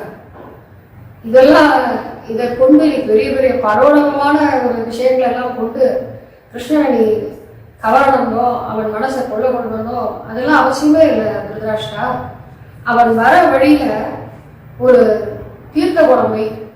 பழைய நாள் எல்லாம் விருந்தாளிகள் வீட்டுக்கு வரதுக்கு முன்னாடி அவர்கள் வர வாசல் பக்கத்துல ஒரு குடத்துல தீர்த்தம் வச்சிருப்பானோ. இது வச்சிருந்தா அவர்களே அந்த தீர்த்தத்தை காலை அலமின்னு உள்ள வருவான். நாம போய் அலமனம் கூட இல்லை. இந்த மாதிரி வச்சா நாம வரது அவளுக்கு பிடிக்கிறதுங்கிறதுக்கு முன்னாடி ஒரு சமிக்கை. இதுவே ஒரு உபச்சாரத்தோட ஒரு அங்கம் தான். இந்த மாதிரி கூட நீ கிருஷ்ணனுக்கு பண்ணாலே போதும். அதே போல கிருஷ்ணா அவன் வந்த உடனே நீ நல்லா இருக்க, எப்படி இருக்க, சௌக்கியமா, அங்க இருக்கிறவாள் அம்மா அப்பா எல்லாம் சௌக்கியமா இப்படி கேட்டு அவனோட குச்சல சம்பிரசனம் இப்படி குச்சலமா நல்லா இருக்கியான்னு கேட்டாலே போதுமே, அவனுக்கு பரம சந்தோஷமாயிடும். இதை தாண்டி நீ எதுவும் அவனுக்கு பண்ண வேண்டிய அவசியம் இல்லைன்னு சொல்றான். ஆக அதைத்தான் ஆழ்வார்கள் மிகவும் ஈடுபட்டு பரிவதி ஈசனை பாடி விரிவது மேவலுருவி பிரிவகையினி நன்னீர் தூய் புரிவதும் புகை பூவே. ஏதோ ஒரு பூவையை வந்து அதை எடுத்து நீ அதை சாம்பிராணிய பூவை நினைச்சுக்கணும்னு சொல்லி அதை உண்மையான நம்மளோட சுட்டால் அதே நம்மளுடைய சாம்பிராணி புகையில நித்திய சூரியர்கள்லாம் இடக்கூடிய தூப தீபங்களுக்கு உண்டான மரியாதையோடு அதை ஏற்றுக்கிறான்னு சொன்னால் எத்தனை சௌலபியம், எத்தனை எளிமைய ஒரு சாதாரண சேதனைகள் கிட்ட அவன் காட்டுறாங்கிறது செப்பமுடைய. இதுதான் ஆர்ஜவம், நேர்மை டபுள். செற்றாருக்கு வெப்பம் கொடுக்கும் விமலா. செற்றார் அப்படின்னா எதிரி. பகவத் விரோதின்னு ஒண்ணு, பாகவத விரோதிகள் ஒண்ணு. பகவானுக்கு விரோதின்னு ஒரு விஷயங்கள் எத்தனையோ விஷயங்கள் இருக்கு. எத்தனையோ பேர் எம்பெருமான இதற்கு எதிரம்பு போத்திருக்கிறார்கள். நாகத்த சமஸ்ட அபியதி கச்சதேன்னு அவனுக்கு ஒத்தாரும் இல்லை மிக்காரும் இல்லைங்கும் போது ஒரு எதிரியை வந்து அவன் ஒரு பொருட்டாக இதை பற்றி பேச வேண்டாம். ஆனால் நம்ம ஒரு திருஷ்டாந்தம் என்ன சொல்றோம்னா, கண்ணன் பாண்டவ தூதுதான் வரப்போறான். பாண்டவர்களுக்காக தூது சொல்றதுக்காக இங்க துரியோதன சபைக்கு வரப்போறான். அப்ப அவன் வரான்னு தெரிஞ்சோடனே இங்கேயே அவன் கதையை முடிச்சுடணும்னு துரியோதனை என்ன பண்றான், அவனுக்கு ஒரு பொய்யாசனம் போட்டு அதற்கு கீழே நிறைய துணியெல்லாம் விரிச்சு அதுக்கு கீழே ஒரு பெரிய பிளவரையை வச்சு அதுக்கு கீழே சாவண முஷ்டிகிற மல்லர்கள் பெரிய பலிஷ்டர்கள் கையில வாழும் இதெல்லாம் ஏந்தி பல ஆயுதங்களோடு நிற்கிறார். கீழே உடனும் கண்ணன் உடனே அவன் அருவாளால வீச்சருவாள் ஒரே வீசி அவன் பிடிச்சுடுறான். இதை உடனே கொண்டு கண்ணன் அதே ஆசனத்துல அவன் சொன்ன ஆசனத்துலதான் உட்கார்ற. உட்கார்ந்த உடனே கீழே விழுந்துடுறாரு. உடனே உள்ள விழுந்த உடனே அந்த வேகத்திலேயே சாவண முஷ்டிகர்களை முடித்து பெரிய சீற்றத்தோட தன்னுடைய விஸ்வரூபத்தை காட்டுற. இதைத்தான் திருமகை அழகார் பெரிய திருமொழியில அரவு நீள் கொடியோன் அவையுள்ள ஆசனத்தை அஞ்சிடாத இட அதற்கு பெரிய மாவேலி அண்டம் மூடுவ பெருந்திசை அடங்கின நிமிர்ந்தோன்னு வாழ்க்கை. அவனுடைய கொடியில வந்து பாம்பு இருக்கும். அரவு நீள் கொடியோன்னு அவனுடைய சர்ப்பம் தான் அவனுடைய கொடியில அடையாளம். இப்படிப்பட்ட துஷ்டன் அவனை முடிக்கிறதுங்கிறது அவனை எதிரியை முடிக்கிறது ஒரு பெரிய விஷயம் இல்லை. ஆனால் அவன் தன்னை எதிரிகளா யார் அவனை அவனுக்கு யார் நினைக்கிறானோ தன்னுடைய பக்தனுக்கு யாராவது ஒரு எதிரியா இருந்தால் அவர்களை தானே எதிரியாக நினைக்கிறான். இததான் அந்த திருதராஷ்டிரன் பாண்டவ தூதனா வர இடத்துல பெரிய தடபுடலா கிருஷ்ணருக்கு எல்லா விருந்து ஏற்பாடெல்லாம் துரோணர், கிருபாச்சாரியார், பீஷ்மர் முதலான பெரிய பெரிய ரொம்ப பெரியவர்கள்லாம் பண்ணி வச்சிருக்காங்க. ஆனால் கண்ணபிரான் என்ன பண்ணான்னா அதை எல்லாத்தையும் ஒரு குங்குருவலோட ஒதுக்கி விட்டு நேராக வா விதுரு, அவங்க வீடு எங்க இருக்குன்னு சொல்லி அவன் தோல் மேல கை போட்டு அவனுடைய குடிசைக்கு போட்டு. விதுரருக்கு கையும் ஓடல காலும் ஓடலை. ஏன்னா அவர் ஒரு திருதராஷ்டிரனுக்கும் ஒரு வேலைக்காரிக்கும் பிறந்த ஒரு மகன். மிக தாழ்ந்தவன் அவர் தன்னை தானே நினைத்துட்டு இருக்கார். ஆனால் கண்ணன் மேல அபாரமான பக்தியும் பிரேமையும் கொண்டவர். இவர் எல்லாத்தையும் விட்டுட்டு நேரா விதுரனுடைய திருமாலைக்கு போனவுடனே துரியோதனனுக்கு ரொம்ப மனசு என்னமோ ஆயிடுச்சு. அவன் கேட்கிறான், பீஷ்மர் துரோண அதிக்கிரமிய மாம்சைவ மதுசூதன கிமர்த்தம் புண்டரீகாட்ச முக்தம் ரிஷட போஜனம். துரோணர், பீஷ்மர் முதலானவர்களுக்கா நான் விருந்துக்கெல்லாம் ஏற்பாடு பண்ணியிருக்கேன். இவர்களை எல்லாம் விட்டு தாழ்ந்தவனான விதுரனுடைய அன்னத்தை புஜிக்க ஏன் போனாய் கிருஷ்ணா அப்படின்னு கூப்பிடும் போதே புண்டரீகாட்சன் தான் கூப்பிடுறோம். துரியோதனன் மனசளவுல எம்பெருமான எதிரியாக நினைத்தாலும் அந்த அழகான அந்த கண்ணை எல்லாரையுமே வசீகரிக்கிறது. அவனுக்கு ஒரு அடையாளமா சொல்லும் போது தாமரை போன்ற கண்ணனே அப்படின்னு தான் அவனே கூப்பிடுறான். கிமர்த்தம் புண்டரீகாட்சன் கூப்பிடுறான். அதற்கு கண்ணபிரான் பதில் சொல்ற, விஷிதம் தான் போக்தவ்யம் விஷிந்தம் தான் போஜையே பாண்டவாகி விஷசே ராஜன் மம பிராணாகி பாண்டவாக. துரியோதனா, நம்மை துவேஷிக்கிறவங்க வீட்டுல சாப்பிடக்கூடாது. நீ யாரை துவேஷிக்கிறையோ அவர்களுக்கும் நீங்க போடாம இருக்கிறது உத்தமம். நீ பாண்டவர்களை துவேஷிக்கிற, எனக்கு பாண்டவர்கள் நம்ம பிராணாகி பாண்டவர், பாண்டவர்கள் எனக்கு பிராணனை போன்றவர். அதனால உனக்கு எனக்கும் நேர விரோதம் இல்லைன்னாலும் என்னுடைய அடியவர்களுக்கு நீ விரோதியா இருக்கிறதுனால நானும் உங்க வீட்டுல சாப்பிடலாம் அப்படிங்கிறது. செட்டாருக்கு வெப்பம் கொடுக்கும் இவ்வளவுதான். வெப்பம் அப்படின்னா பய ஜுரத்தை உண்டு பண்றது. இப்போ ஏதோ ஒரு பயம் தரக்கூடிய ஒரு விஷயத்தை பார்த்தாலும் என்ன வருது, நமக்கு ஜன்னி வருதுங்கிற, காய்ச்சல் வந்து 3 நாளா பட்டுட்டாங்க. அப்ப அந்த பயஜுரத்தை உண்டு பண்ணக்கூடியவன் என்ன பயஜுரம் தான் சகோஷோ தாத்ராஷ்டாவது ஹிருதயானி யதாகயத்தை சமைச்சார். குருஷேத்திர போர்ல எம்பெருமான் தன்னுடைய கையில சங்கத்தை எடுத்து வாய் வச்சு ஊதின உடனேயே அந்த பக்கம் இருக்கிற திருதராஷ்டிரனுடைய 100 புத்திரர்களுக்கும் ஹிருதயம்லாம் ஒரு குலுக்கு குலுக்கினதா ஒரு ஆட்டம் ஆடுதான் பயத்துல. போரோட ஆரம்பத்திலேயே அவருடைய அந்த சங்கநாதத்தை கேட்ட உடனே வயிறு கலங்கி நெஞ்சு கலங்கி போச்சுன்னு சொல்றேன். இந்த கண்ணபிரானுடைய அவதாரத்தை பேசும்போது 2 வார்த்தையில கண்ணபிரானுடைய அவதார நோக்கம் என்னங்கிறது சுலபமா சொல்லலாம். திருவாய்மொழியில நம்மாழ்வார் சொல்ற மண்ணின் பாரம் நீக்குதற்கே வடமுறை பிறந்தான். யாராவது குழந்தைகளுக்கு எல்லாம் கேள்வி கேட்டு பதில் சொல்ல சொன்னார், கண்ணனுடைய அவதாரம் ஏன் அப்படின்னா ஒரே வார்த்தையில பதில் சொன்னான், மண்ணின் பாரம் நீக்குதற்கே. திருமொழியில பெரிய திருமங்கையாளர் சாதித்தார், மண்ணின் நீவாரம் கெடுப்பான் மரமன்னர் பண்ணின் மேல் வந்த படையெல்லாம் பாரதத்து விண்ணின் மீதேற விஷயம் தேர்வுண்டானை நன்னினான் நாடி நரையூரில் கண்டேனே. பந்தா விரலால் பாஞ்சாலி ஊந்தல் முடிக்க பாரதத்து கந்தா கடல் மன்னர் கலங்க சங்கம் வாய் வைத்தான். 2 நோக்கம்தான் கண்ணனுக்கு. ஒண்ணு இந்த பூவாரத்தை நீக்கணும், அடுத்தது தலையை விரிச்சு போட்டு திரௌபதியோட அந்த சபதமானது நிறைவேறும். திறனுடையாய் ஒரு விஷயத்தை செய்யணும்னு சொன்னால் அதற்கு எந்தெந்த விதத்துல எல்லாம் செஞ்சால் அந்த விஷயத்தை நன்றாக முடிக்கலாம்.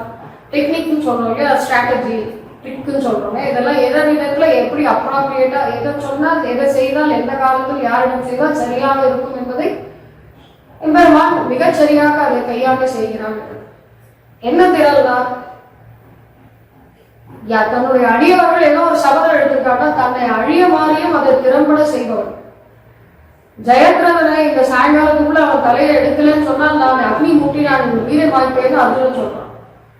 உடனே என்ன பண்ண, சக்கராயத்தை எடுத்து அந்த சூரியனை மறைச்சு பகலிலே இரவாக்கி அங்க அர்ஜுனனுக்கு ஜெயத்ரதன் தலை தெரிவிப்பார், அவனை தலையை சீவுன்னு சொன்னார். அடுத்தது ஆயுதம் எடுக்க மாட்டேன்னு சொன்னார், ஆயுதத்தை எடுத்தார். ஏன்னா அந்த பக்கம் இருக்கிற பீஷ்மரும் அவனை ஆயுதம் எடுக்க வைப்பேன்னு சொன்னார். அவன் பீஷ்மரும் அவனுடைய பக்தன் தான், அவருடைய காரியத்தையும் நிறைவேற்றினார். அதே சமயம் ஆயுதம் எடுக்க மாட்டேன்னு சொன்ன இந்த சபதத்தை தன்னுடைய அழிய மாதிரியாவது தன்னுடைய பக்தர்களுக்கு அவன் செய்து காட்டுகிறான். இதை ரொம்ப திறம்பட செய்யறான். அதே போல பீமன் ரொம்ப நேரம் துரியோதனோட சண்டை போட்டுச்சு, 2 பேருமே சமமான பலம். அப்ப எப்படி அடிக்கிறதுன்னு தெரியாத போது எங்க அடித்தால் அவன் உயிர் போகும்னு அவனுடைய தொடைகிட்ட அவனுடைய அடிக்க சொல்லி பீமனுக்கு சொல்லி கொடுக்குறாரு இல்லையா. இதெல்லாம் பெருமாள் தன்னோட அடியார்கள் விஷயத்தில் காட்டக்கூடிய திரளாக நம்மளுடைய பூர்வாச்சாரியர்கள் சாதிக்கிறார்கள். செப்பமுடையாய் திரளுடையாய் செற்றார்க்கு வெப்பம் கொடுக்கும் விமலா துயிலழாய் செப்பென்ன வெண்முலை செவ்வாய் சிறுமருங்குள் நப்பின்னை நங்காய் துருவே துயிலழாய். இந்த இடத்துல செப்பென்ன வெண்முலை செவ்வாய் சிறுமருங்குள் நப்பின்னை பிராட்டியோட திருமேனி அழகு, அந்த அவயவ சௌந்தரியங்கள் எல்லாம் வர்ணிக்கிறார். இதெல்லாம் எதுக்காக அப்படின்னால் நம்மளுடைய அடியவர்களுடைய சேத்தனர்கள் போட்டுதான் இந்த அழகை கூட. ஸ்ரீவத்சர பூஷணத்துல பிள்ளைலோகாச்சாரியர் சாதிக்கிறார், பிராட்டியானவள் எம்பெருமானோடு கூடியிருக்கிற விஸ்லேஷ தசையிலே ஈஸ்வரனை திருத்தும், சம்ஸ்லேஷ தசையில் சேத்தனனை திருத்தும். அவனோட கூடி இருக்கச்ச எம்பெருமான் எப்ப பாரு ஒரு சேத்தன் நம்ம முன்னாடி வந்து நின்றா, நீ எப்பயும் அவனுடைய அனாதிகால குற்றங்களையே பார்த்து கொண்டிருந்தால் அப்ப கருணைங்கிற உன்னுடைய குணம் எங்க பிரகாசிக்கும்னு கேட்டான். நகஸ்டின் நாபகாக்கரின்னு கேட்டான், யாருதான் குற்றம் செய்யவில்லை, அப்ப அவன் உன்னுடைய கருணைங்கிற அந்த மற்ற குணத்தை பிரகாசிக்க வைக்கணும் தான். இப்ப எம்பெருமானுக்கு ஒரு குழப்பம், நான் தான் சாஸ்திர விதிகளை எல்லாம் விதிச்சிருக்கேன், இது பிரகாரம் தான் செய்யணும்னு சொல்லியிருக்கேன். அவன் அனாதிகாலமா அதை செய்ய மாட்டானா? என்னைக்கோ ஒரு நாள் ஏதோ ஒரு மனசுல பட்டு என்கிட்ட வந்து கையெழுத்து கும்பிடுவான், உடனே நான் எல்லாத்தையும் விட்டு அவன்கிட்ட வரணுமா, அவனை நான் சேர்த்துக்கணுமா?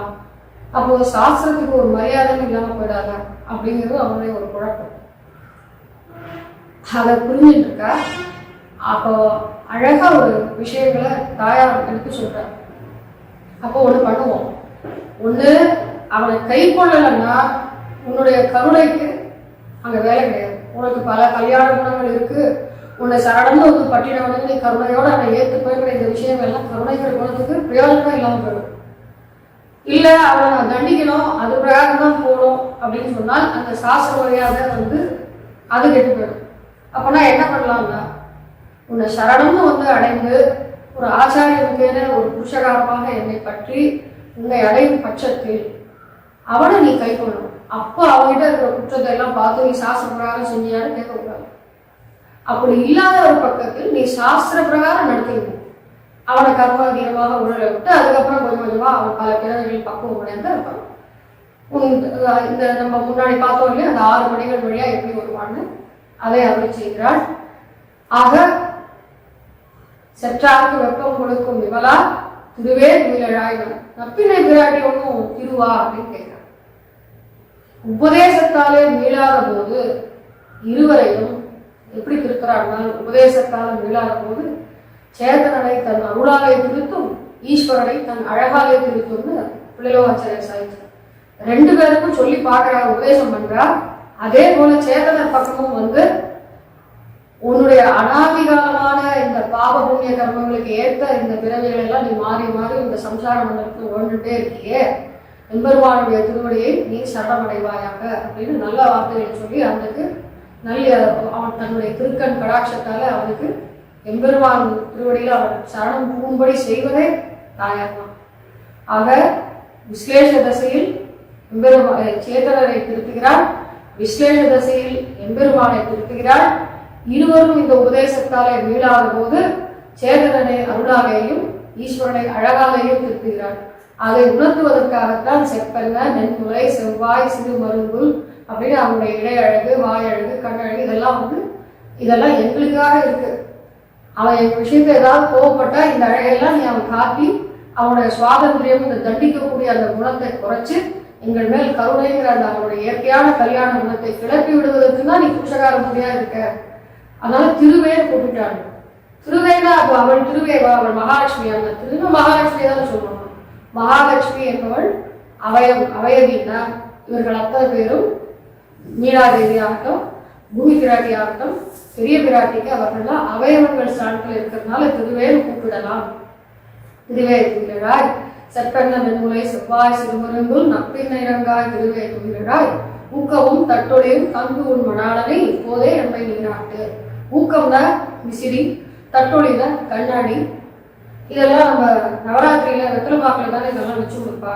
அப்போ என்ன இதெல்லாம் கேட்கிறேன்னு வேடிக்கையா நம்ம ஆச்சாரியர்கள் வியாக்கியானம் செய்யும்போது உபன்யாசம் கேட்குறோம். அப்போ இது அந்த மாதிரி வச்சு கொடுக்கும்போது எப்படி கண்ணாடி விசிறிலாம் வச்சு கொடுக்குறியோ, இப்போதே அதே மாதிரி கந்து முன் மணாலனை இதெல்லாம் வைக்கும்போது அதே மாதிரி கண்ணபிரானையும் தட்டில் வச்சு கொடுக்குறான். அத்தனை சௌலபியம் எம்பெருமானுக்கு அவனை கொடுக்க வேண்டியதும் புருஷகார பூதையான உன்னுடைய கடமை இல்லவா? நீ காருண்ய மூர்த்தியாச்சே, நீ எங்களில் ஒத்தியாச்சே. அவன் எங்க விஷயத்தை அவனுக்கு சொல்லி அவனோட எங்களை சேர்த்து வைக்கிறதுல உனக்கும் பொறுப்பு இருக்கு இல்லையா அப்படின்னு சொல்லி அதை நினைவூட்டுகிறார். அந்த பாசுரத்துடைய தாற்பயம் தான் இது. இந்த 33 பாசுரத்தில் இருந்து அடுத்த பாசுரத்தை 21வது பாசுரத்திலிருந்து கண்ணனை எல்லா தொழிலும் நேராக சென்று எழுப்புகிறார்கள். அது என்ன என்பதை எப்பொழுது நமக்கு அவகாசம் நல்வாய்ப்பு அமைகிறதோ அதை அனுபவிப்போம் என்று சொல்லி எதிராஜ ஜிஎஸ் சுவாமியின் திருவடிகளுக்கு பல்லாண்டு பாடி ஒரு நல்ல வாய்ப்பை ஏற்படுத்தி கொடுத்த அனைத்து நல்ல உள்ளங்களுக்கும் என்னுடைய மனதார கிருத்தజ్ఞையை தெரிவித்துக் கொண்டு அமைந்தேன். இப்போது பாசுரத்தை நாம் பாட்டாக பாடுவோம். 33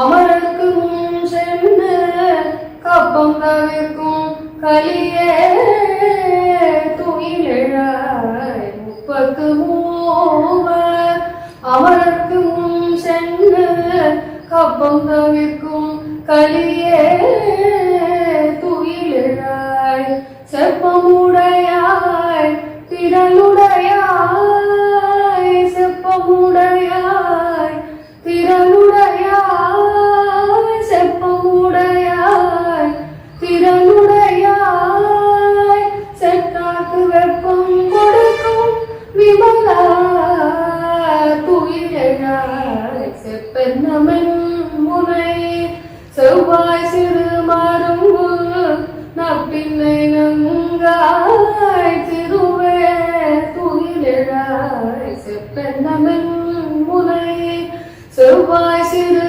மருங்கு நப்பின்னை நங்காய் திருவே துயிலாய் ஊக்கம் தட்டொழியும் தந்துமடாலனை ஊக்கம் தட்டொழியும் தந்துமடாலனை ஊக்கம் தட்டொழியும் தந்துமடாலனை இப்போதையம்மை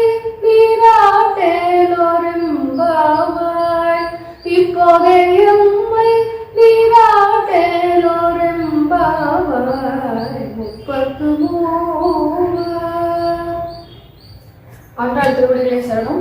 அஸ்மத் ஆச்சாரியன் திருவடிகளே சரணம். பற்பமென திகழ் பைங்கழலும் தன் பல்லவமே விரலும் பற்பமென திகழ் பைங்கழலும் தன் பல்லவமே விரலும் பாவனமாகிய பைந்துவராடை பதிந்த மருங்கழகோ பாவனமாகிய பைந்துவராடை பதிந்த மருங்கழகும் முப்புரி நூலோடு முன்கையில் ஏந்திய முக்கோல் தன்னழகும் எப்பொழுதும் யதிராசன் வடிவழகு என் இதயத்துள்ளதால் இல்லை எனக்கெதிர் இல்லை எனக்கெதிர் இல்லை எனக்கெதிரே இல்லை எனக்கெதிர் இல்லை எனக்கெதிர் இல்லை எனக்கெதிரே இல்லை எனக்கெதிரே இல்லை எனக்கெதிரே இல்லை எனக்கெதிரே